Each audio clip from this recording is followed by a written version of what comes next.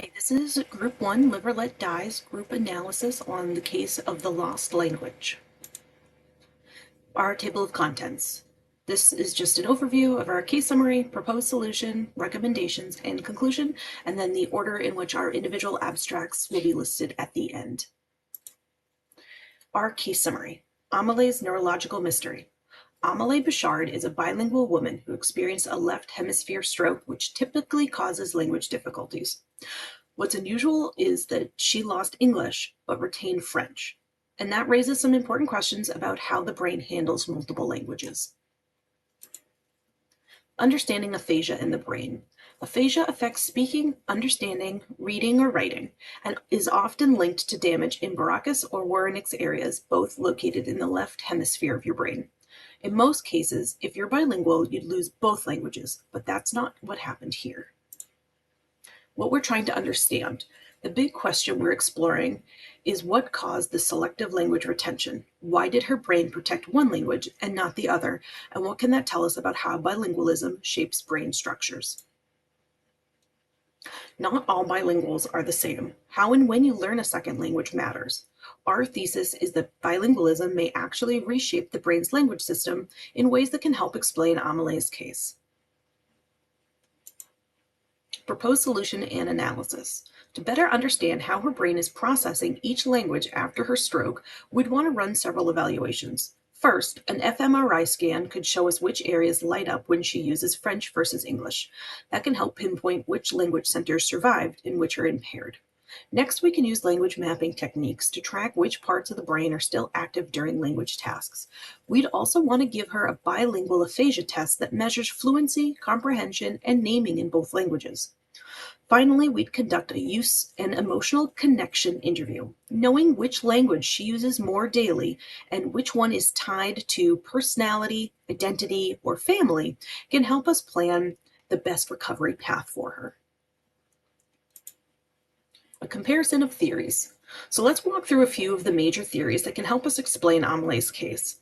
First is the shared storage hypothesis that claims that both languages are stored in the same areas, so a stroke should damage both equally. So that clearly doesn't fit in this case. The separate storage hypothesis suggests bilinguals may store languages in different brain areas or at least with different neural pathways. This could explain why her French survived. Rabbit's law says the most recently learned language is the first gone, while earlier languages are the ones that are retained. That might fit, but it all depends on which language Amelie learned first. Petry's law is more about dominance, the idea that the more practiced or emotionally important language is the more resilient one and more resistant to damage. Finally, we have a more modern neuroscience theories like neuroplasticity and experience-dependent processing, which suggests that frequent emotional meaningful language use builds stronger and more flexible brain networks. This might explain why French held on while English did not. Some rehabilitation strategies. Once we understand which language networks are still functioning, we can design a more targeted rehab plan. One approach is to use the preserved language as a bridge to help reawaken the damaged English circuits. We also can focus therapy specifically on English, using strategies that are tailored to the parts of the brain that are still working. And finally, ongoing brain imaging. Even basic behavioral tests can help us see if therapy is working, and we can adjust that over time. This shows us how bilingualism may allow for flexibility and creativity when it comes to recovery paths than what we can see in monolingual patients. Amelie's unusual case isn't something we can treat with a one-size-fits-all solution. Her recovery must be both clinically evidence-based and personally meaningful. This means we need to consider her language history, emotional ties to each language, and how her brain currently functions, not just what standard models predict.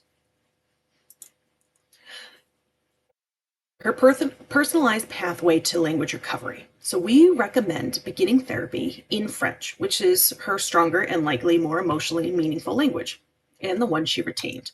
This helps reduce frustration and build some momentum. By using songs or expressions from her past, we can activate deeper memory systems and keep therapy more engaging. French can also work as a bridge to help us reactivate her English.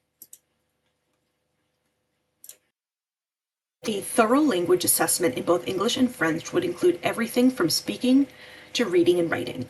We also recommend an fMRI to identify which parts of her brain are still actively involved in language. We'd conduct a detailed interview to understand how much she used each language and what personal meaning they hold. Amelie's bilingualism may actually help her recover. Research shows bilinguals have greater cognitive reserve and brain adaptivity. We should support that by allowing structured code switching in therapy. Instead of choosing one language over the other, we can help both to help her brain rebuild its lost functions. More than words, language and the self. Amelie's case reminds us that language isn't just a tool, it's a part of who we are. Her recovery is not just about getting her words back, but about reconnecting with memory, identity, and emotion. By customizing her therapy, we don't just treat the brain, but we support the whole person. Research shows that bilingual individuals, especially those who learned both languages early in life, tend to have stronger and more numerous neural connections in key language areas like the Baracus and the Wernicke's. This builds a kind of neural flexibility called neuroplasticity that helps the brain adapt more easily after injury, such as stroke. This case highlights how early and lifelong bilingualism can make the brain more resilient after injury.